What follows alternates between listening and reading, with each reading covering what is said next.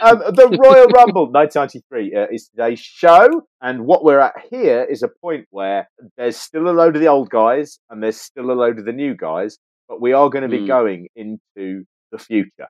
There's a really easy rule of thumb on this show. If anyone is wearing neon or really, really bright primary colours, then they are safe. And we will be seeing them over the next couple of years. And the future is not just neon, Pete. The future is extremely unprofitable. The Royal Rumble takes place in the Arco Arena in Sacramento, California. There's 16,000 people here. That will be the highest number of people at a Royal Rumble for the next 3 years. And it does a buy rate of 1.25, lower than the previous year, which is the one where Ric Flair won the belt. The best Royal Rumble of all time. But that would actually be the best buy rate they have until 1998. So we are looking at a 3 and 5 year period where buy rates and audiences are about to just fall off the cliff. 5 years. At what point in that 5 years would you just go, what if it never gets better? And then you'd have to go, do you know what? Pack it all up. Pack it all up. It didn't get better. The first match is the Steiner Brothers versus the Beverly Brothers. The Beverly Brothers, they come out first team really in WWE that didn't really have memorable theme music. It's just a very generic song.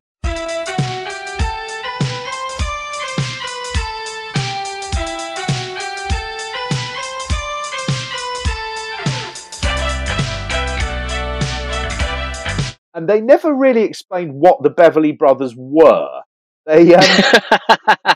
Someone holds up a sign that says "spoiled rotten." I don't think they were supposed to be wealthy, wealthy boys. No, I don't know. It's very hard to knit together a moneyed character unless you're willing to put proper financial backing behind it, like the $1 Million Man, because this is kind of like you're just lads with their tops off. It's hard to make that look expensive. You know what I mean? Completely, and they don't look like. I just don't get what they are. They've got capes. No, they don't look like they come from breeding. No, exactly, and they don't look like. I mean, what they sort of look like? I don't know. Sort of like horses groomed.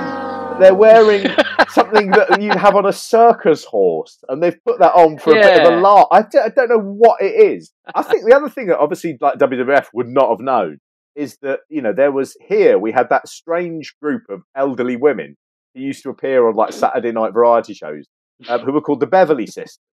And there was an old woman in the middle and then her two sisters who were twins, but who were also old next to her. And they'd sing stuff this is in the 80s, late 80s. They'd be on TV on a Saturday night singing, "Pardon Me Boys" at the Chattanooga Choo Choo.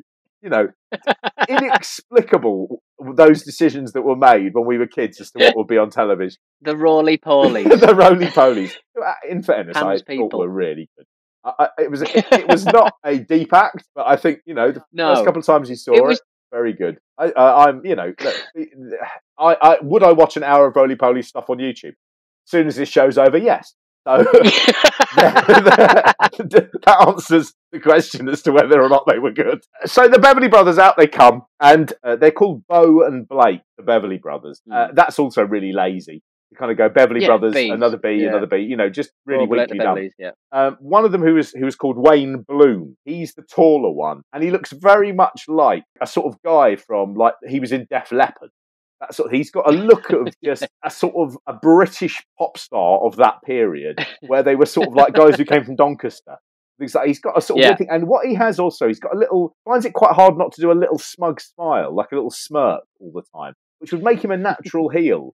I think is a really sort of positive thing, but it also makes it look like he thinks the whole thing's a joke. Yeah, and then of course it's very much not a joke because in come the Steiner brothers. Because the Steiners are here. Oh, I like the fact that Rick Steiner, even though the way he looks and the way he wrestles, time would prove that he wasn't the scariest Steiner. No, you know what I mean? And it was his brother that turned into the monster. I read that because the Steiners, they loved a rib, didn't they? Back in the day, they were problematic at times. Like all bullies. They apparently once spiked a New Japan delegation when they came to meet McMahon. They were just found asleep in the mess hall or whatever, and it was surmised that the Steiners had put drugs in their coffee. Oh my god! Although with the Japanese tolerant for sort of alcohol, there is a chance that it could just be that, really. I suppose. Scott Steiner just burped a beer over the food. Everyone immediately fell asleep. It's a strange name, really. This, and again, it's one of those things in wrestling that you accept because they're around there. But there's a team just called the Steiners, the Steiner Brothers, and it is a strange one. I was at school with a guy called Ben Steiner. It's that sort of thing about it's just someone's normal surname. The weird thing is their actual surname is Rex Steiner, which is even more astonishingly wrestling, But they were called the Steiners. Rex Steiner. It is a bit like having a team who are called the Perkins Brothers. And you just sort of go, here come the Perkins, the Perkinses, the Somervilles. It's weird. It's just a surname and it's accepted, Also, a very a German-Jewish sounding surname as well. Which no one sort of... Once you start looking at the word Steiners and you sort of go, here they are, the Steiners. It's a bit like, the Steiners coming over for dinner?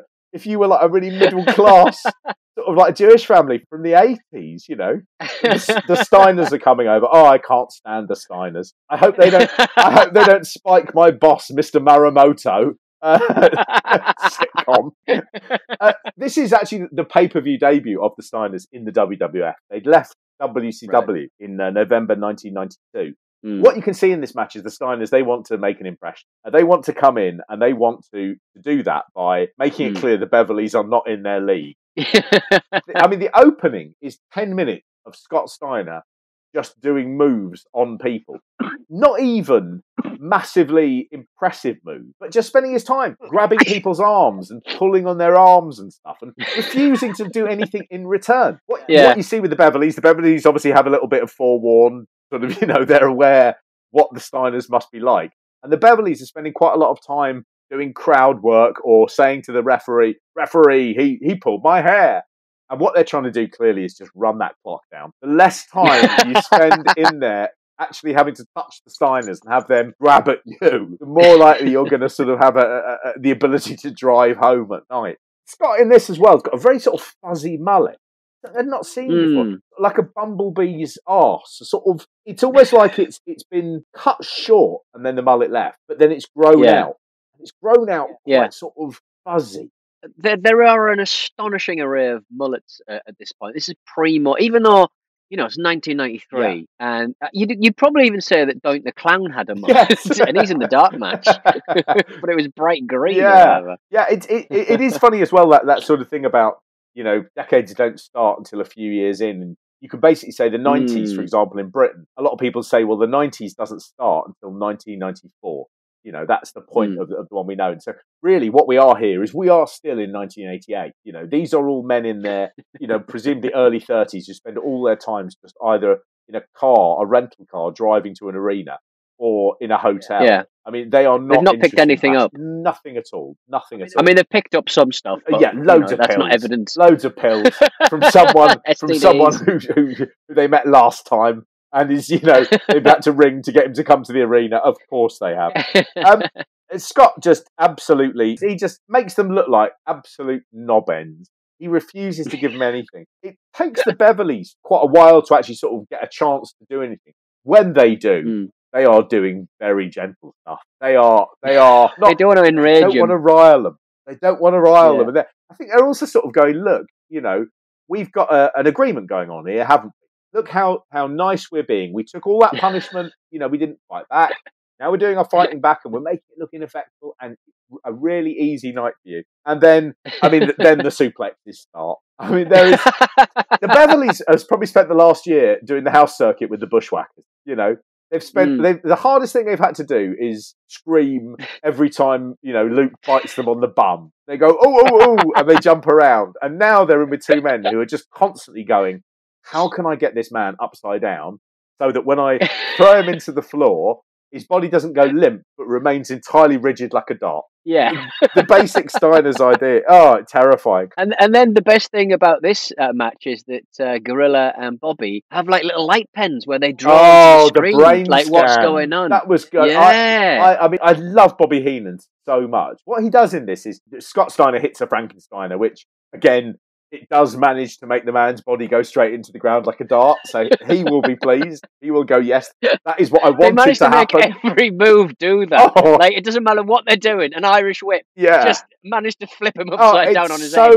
They are so frightening. Then, of course, as they do the replay, that's where we have the brain scan. And I thought, naturally, they were building up, and I think they've done this previously on some sort of shows. They would have him do his pen thing, and it would make, not a knob, but it would make, something that was, a bit of a joke. And in this one, they just go, have the confidence, just obviously not know what you're doing. But he's a little too far back. You can't get a good shot at him. See that? Oh, he was too far away. That's what I said. Something wrong in the truck.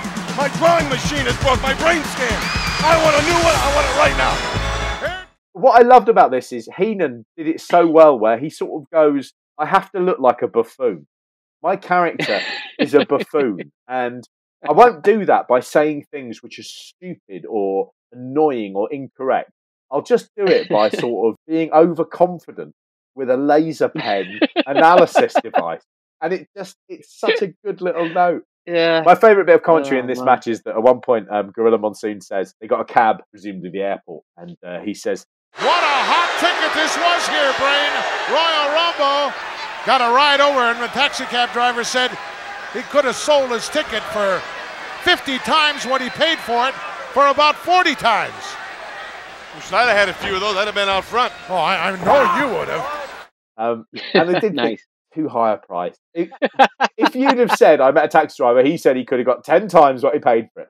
You can't do 50. No, everyone knows that's silly. So 40 people that he picked up said that they would pay 50 times. Let's say the ticket is $20, right? So they were saying, I can't even work out what it will be now, Pete. Hang on.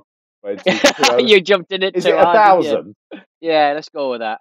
So they were going to pay £1,000. Yeah, and not just one of them. 40 of them, Pete. 40 of them had a conversation with the cab driver in a period whereby that conversation led to the fact that he had some tickets for sale, and they said, I would pay you 50 times what you paid.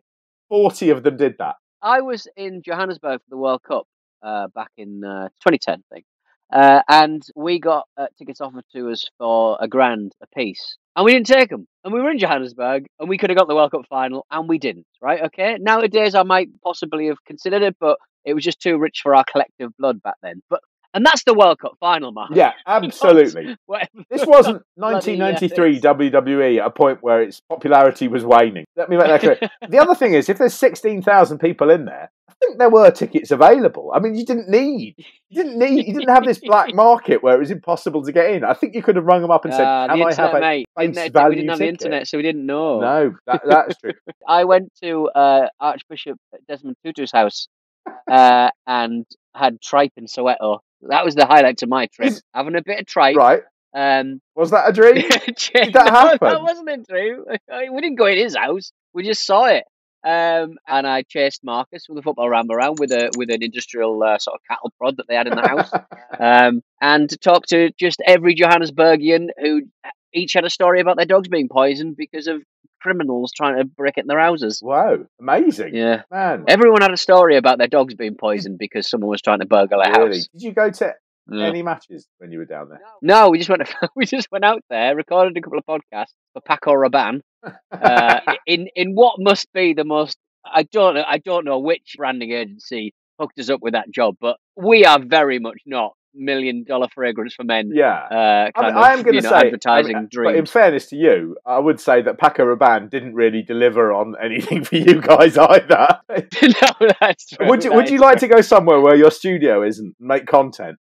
Is there anything we can do when we get there? You can talk to people about dead dogs. Okay. Cool. Let's do it. The problem that it's very hard unless you're willing to really commit to that. Sorry, my dog's making stupid noises. I'm not masturbating or anything. Have you finished?